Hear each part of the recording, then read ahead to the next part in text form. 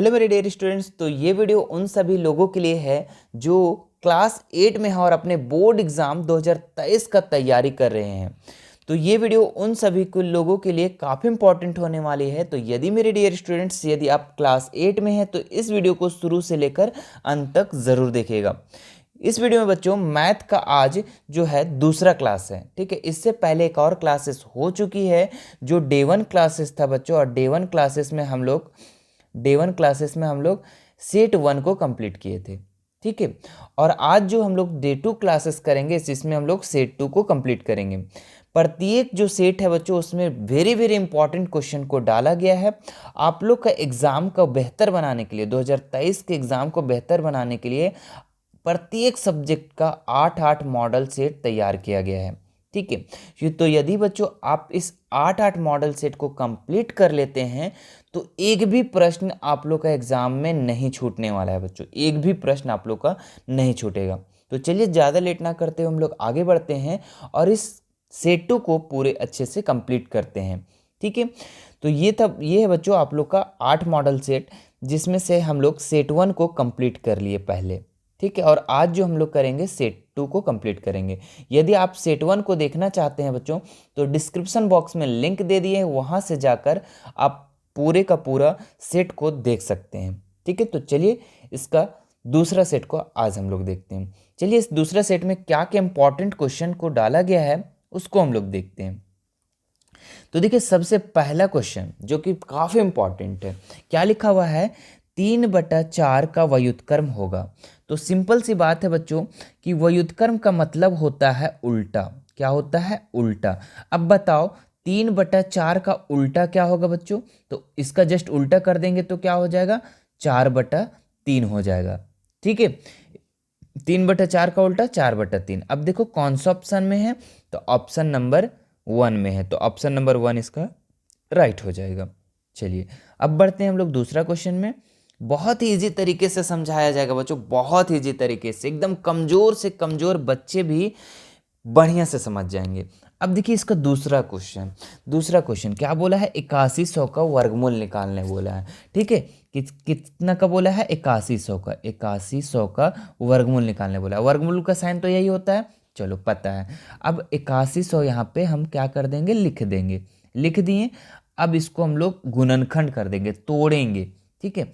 तो देखो कैसे टूटेगा, हम लोग को पता है कि 9 9 81 होता है, तो एक काम करते हैं ना, 9 से ही काट देते हैं। 9 9 कितना होता है, 81, और डबल ज़ीरो लगा दो यहाँ पे। अब बताओ बच्चों 900 हम लोग कैसे लाएं, तो 100 9 900 कर सकते हैं, बिल्कुल कर सकते हैं। 100 को 9 से गुना करेंगे तो 900, उसके बाद यहाँ करो तो 10 दहाई के 100, ठीक है। अब हम लोग लिख सकते हैं यहाँ पे अंडर रूट में 9 गुना कितना, 10 गुना 10, ठीक है। अब इस अंडर रूट को हटाने के लिए, ठीक है, इस अंडर रूट को हटाने के लिए हम लोग क्या करेंगे, 2 का पेयर बनाएंगे। देखो यहाँ पे 2 पेयर बन गया तो बाहर निकल गया 9, यहाँ पे 2 पेयर बन गया तो निकल गया 10 बाहर, ठीक है। अब 10 9 कितना हो गया, 90। यानी कि जो 8100 का वर्गमूल है बच्चों, ठीक है, 8100 का वर्गमूल है वो कितना है, 90 है। कैसे करेंगे, सबसे पहले गुणनखंड करेंगे और 2 का पेयर लगा के निकाल देंगे बाहर, ठीक है। तो जितना आएगा उसको सब गुना कर देंगे, आंसर आ जाएगा। तो 90 का जो 8100 का वर्गमूल क्या है बच्चों, 90 है, ठीक है। तो देखो कौन सा ऑप्शन में है, उतार लो पहले इसको, तो ऑप्शन नंबर 3 में है, तो ऑप्शन नंबर 3 राइट हो जाएगा। क्लियर है? चलो आगे बढ़ते हैं हम लोग। क्या लिखा हुआ, 64 का घनमूल, ठीक है। वर्गमूल तो हो गया जिसमें 2 का पेयर बनाते थे, घनमूल का मतलब है बच्चों 3 का पेयर बनाना है। तो सबसे पहले 64 को हम लोग तोड़ेंगे, ठीक है। तो तोड़ो फटाक से। तो देखो इसको हम लोग तोड़ते हैं तो 16 चौके 64 होता है, कितना होता है, 16 चौके 64, फिर 4 चौके 16 हो गया, ठीक है। तो अब कितना हम लोग लिख सकते हैं, 4 गुना 4, ठीक है। अब 3 का पेयर हम लोग लगा देंगे, 3 का पेयर लगा देंगे बच्चों, ठीक है। घनमूल का साइन कैसे होता है वो भी देख लो, घनमूल का साइन होता है ये, ठीक है।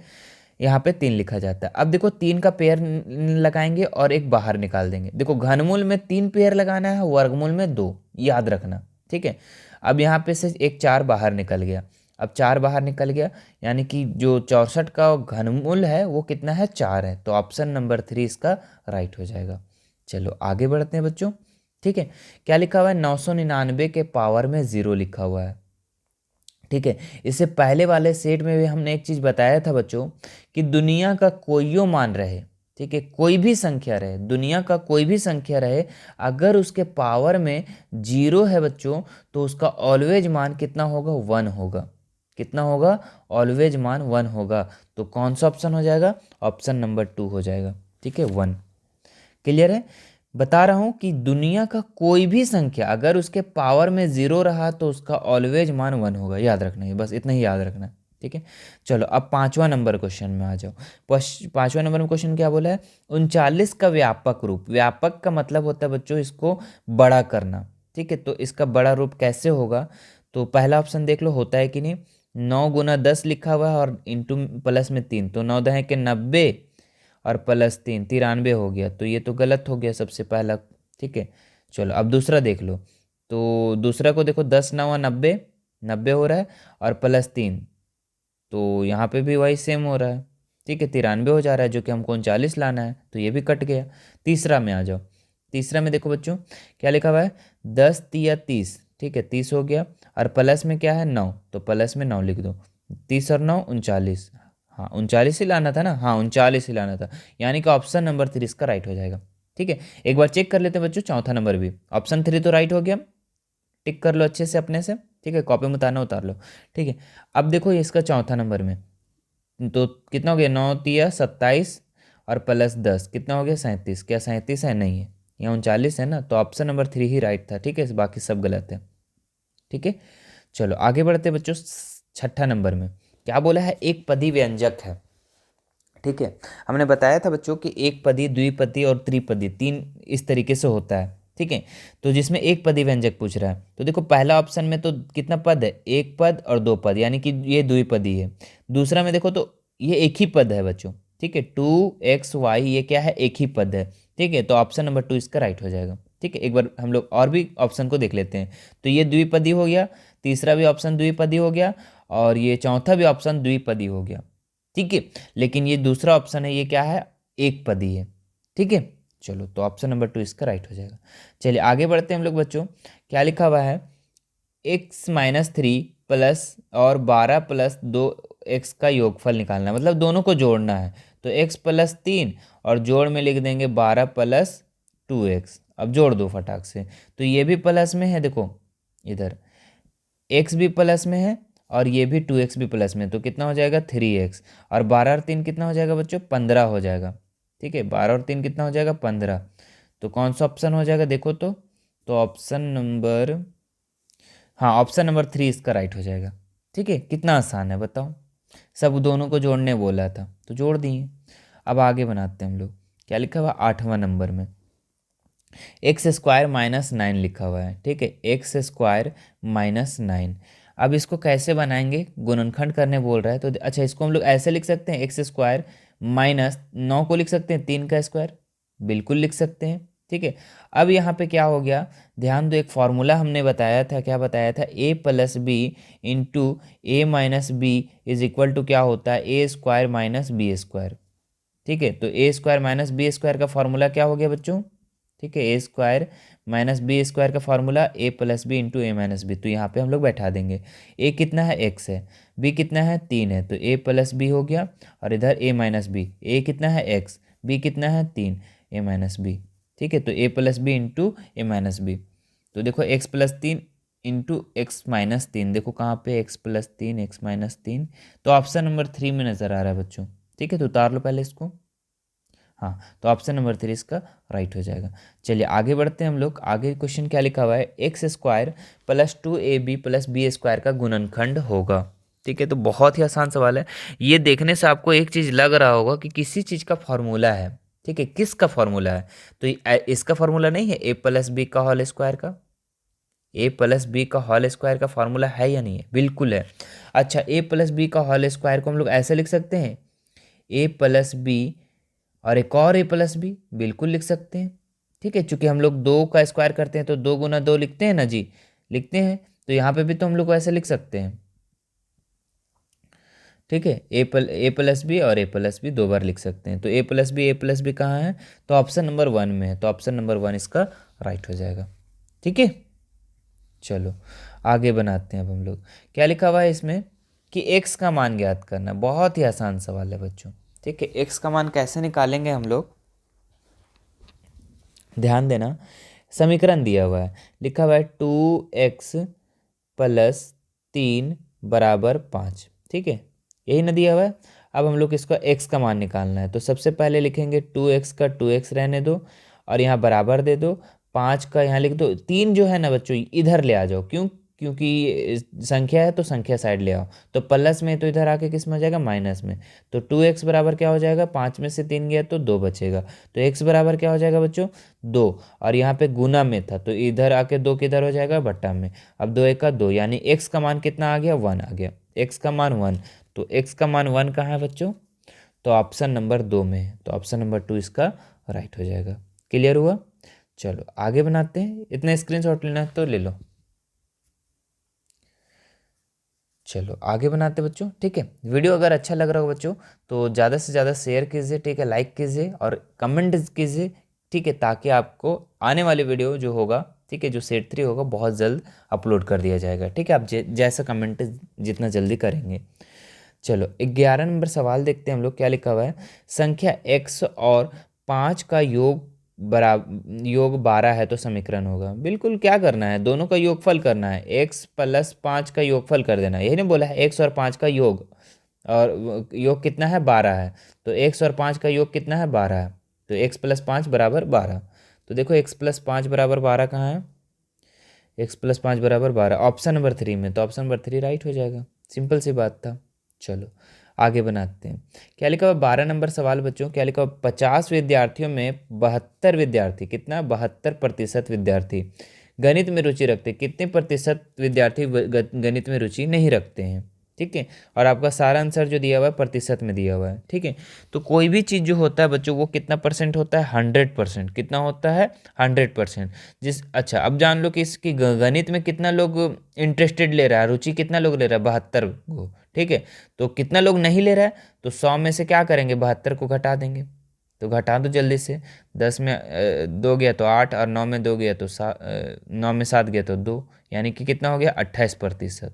ठीक है, तो 28% इसका राइट आंसर हो जाएगा, ऑप्शन नंबर 3। ठीक है, 72% क्या करता है, गणित में रुचि रखता है, और 28% जो है गणित में रुचि नहीं रखता है।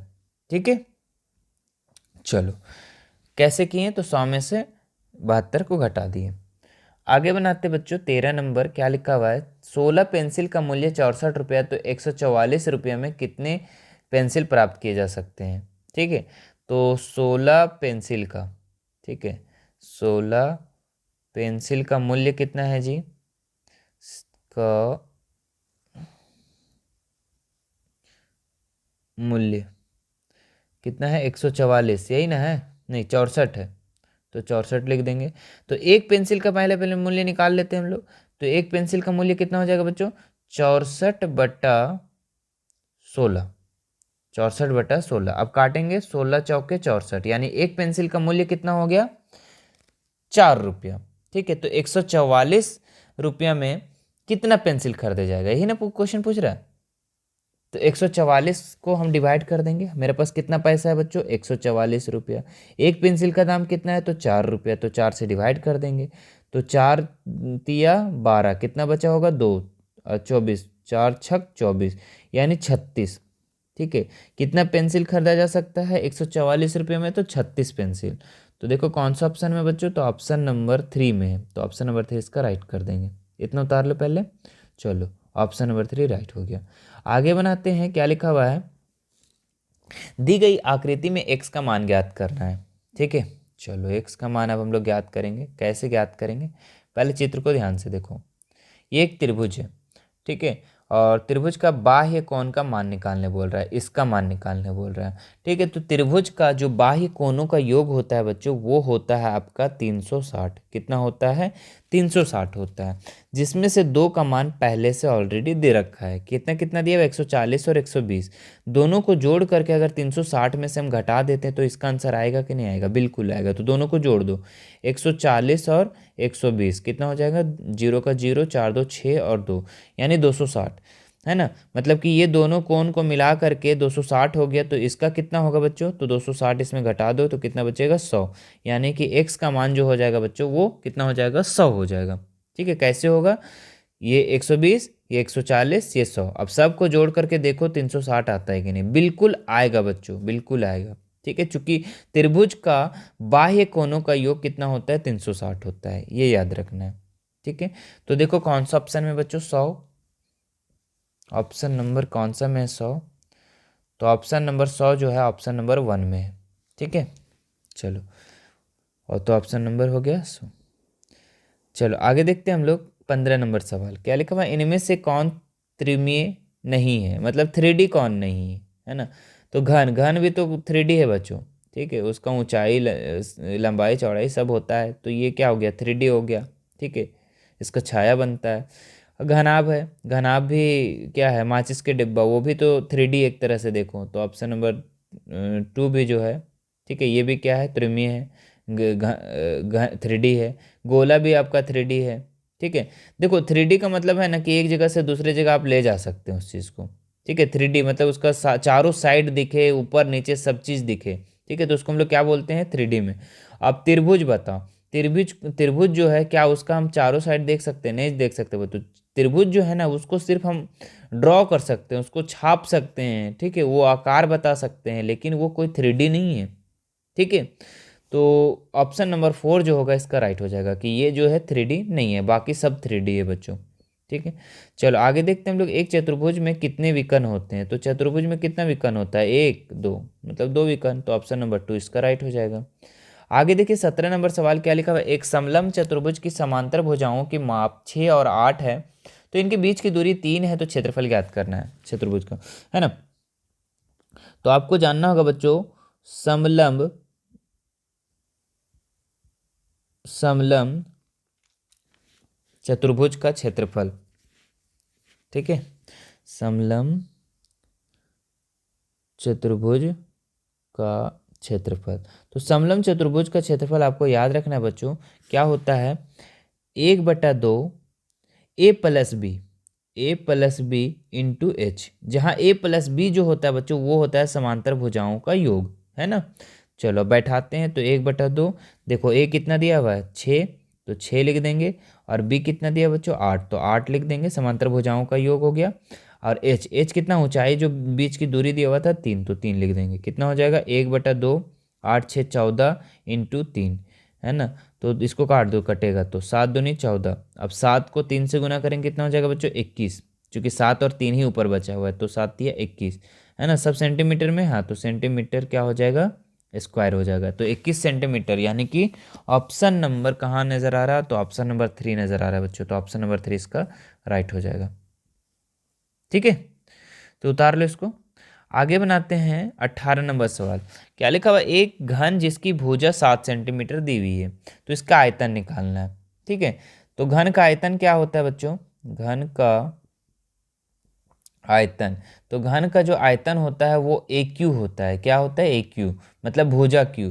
और भुजा कितना दिया हुआ है? 7 दिया हुआ है। तो 7 का क्या करेंगे? Q करेंगे। तो यानी कि 7 गुना 7 गुना 7, तो सबको गुना करो। 7 7 49, 49 7 343, तो 343 इसका राइट आंसर हो जाएगा। आयतन बोला है तो सेंटीमीटर क्या हो जाएगा? क्यूब हो जाएगा। और क्षेत्रफल पूछता तो स्क्वायर होता। तो कितना हो जाएगा? 343 सेंटीमीटर क्यूब, यानी ऑप्शन नंबर 3 इसका राइट हो जाएगा। चलो आगे देखते बच्चों, यहाँ पे 19 नंबर सवाल क्या लिखा हुआ है? वर्ग अंतराल 20 और 25 का माप क्या है? माप जब पूछा बच्चों तो दोनों का डिफरेंस निकाल देना है। तो 25 में से 20 घटा दो, कितना बच जाएगा? 5, है ना। तो इसका माप कितना हो गया? 5। तो ऑप्शन नंबर कहाँ पे है? 5, तो ऑप्शन नंबर डी में है। ठीक है, 4 में है। तो ऑप्शन नंबर 4 में क्या है? 5 है। तो आंसर 5 हो गया। ठीक है, हाँ, और वर्ग चिन्ह बोलता तो पिछला वाले सेट में हम बताए थे वर्ग चिन्ह के बारे में। वर्ग चिन्ह में क्या था, दोनों को जोड़ करके आधा करना था, लेकिन वर्ग माप बोल दिया तो क्या करेंगे, दोनों में का डिफरेंस निकाल देंगे, दोनों का अंतर निकाल देंगे, दोनों का कितना डिफरेंस है वो निकालना है। आगे देखो बच्चों, इसका लास्ट क्वेश्चन क्या लिखा हुआ है, बिंदु P का निर्देशांक दिया हुआ है ना, P का निर्देशांक कितना दिया हुआ है, 5 और 4। ठीक है, तो Y निर्देशांक या फिर कोटि है। ठीक है, तो कोटि पूछ रहा है, तो कोटि जो हो जाएगा बच्चों वो 4 हो जाएगा। कितना हो जाएगा, 4। कोटि जब भी पूछे तो 4 हो जाएगा, क्योंकि कोटि का मतलब होता है Y का मान। और अगर यहाँ वाला पूछता तो हम लोग क्या लिखते हैं, भुज। ठीक है, क्यों, क्योंकि जो पहला वाला होता है वो x होता है, और x को हम लोग क्या कहते हैं, भुज कहते हैं। ठीक है, तो एक बार फिर से बताता हूँ बच्चों कि मान लो कि यहाँ 5 और 4 लिखा हुआ है, तो पहले x लिखा हुआ है, दूसरा y लिखा हुआ है। ठीक है, और जब भी भुज पूछे तो x का मान बताएंगे, और कोटि पूछा तो y का मान। ठीक है, कोटि और भुज पूछा तो किसका मान लिखेंगे, x का मान लिखेंगे। ठीक है, तो अब यहाँ पे क्या पूछ रहा था हम लोग को, कोटि, तो कोटि कौन सा हो जाएगा, y का मान। तो y के स्थान पे कितने बच्चों, तो 4। तो 4 कहाँ है, तो ऑप्शन नंबर 2 में, तो ऑप्शन नंबर 2 इसका राइट हो जाएगा। तो ये था बच्चों आप लोग का 20 इंपॉर्टेंट क्वेश्चन सेट 2 का। ठीक है, तो उम्मीद है कि आपको ये पूरा सेट कंप्लीट समझ में आ गया होगा। ठीक है, और आप सेट 1 को नहीं देखे हैं तो जाकर उसे देखिए। ठीक है, इसके बाद आपका साइंस अगर देखना है तो साइंस का भी आपका प्लेलिस्ट बना दिया गया, वहाँ से भी जाकर देख सकते हैं। ठीक है, और अपने एग्ज़ाम को बढ़िया से बढ़िया बनाओ बच्चों। ठीक है, 2023 में आपको बढ़िया नंबर लाना है। ठीक है, आपको फुल का फुल मार्क्स लाना है। ठीक है, जितने मार्क्स का आएगा सारा का सारा फुल मार्क्स लाना है बच्चों आप लोग को। ठीक है, तो उम्मीद है आप लोग को बहुत ही मज़ा आया होगा वीडियो को, तो ज़्यादा से ज़्यादा शेयर कीजिए बच्चों। ठीक है, क्योंकि शुभ काम में देरी नहीं करना चाहिए, है ना, तो शेयर ज़्यादा से ज़्यादा कीजिए। ठीक है, चलिए मिलते हैं नेक्स्ट वीडियो में, धन्यवाद।